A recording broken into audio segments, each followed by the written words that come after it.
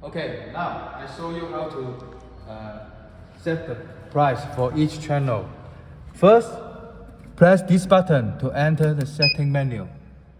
And from the display you can see this is the setting menu.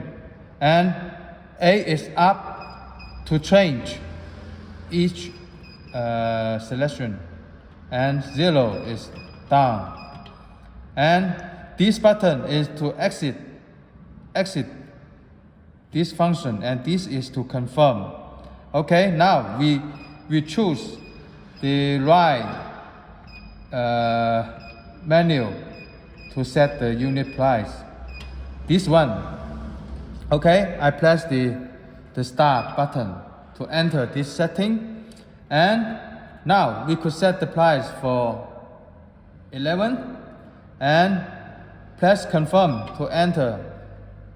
First, then up and down you can change the price. You can see here. And to change the unit here, you could just change the price by 1. Okay, like this. Okay, and press 5 again to 10 and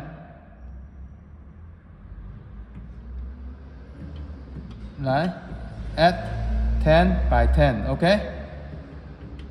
Okay, and after you confirm, then press star to confirm this new price.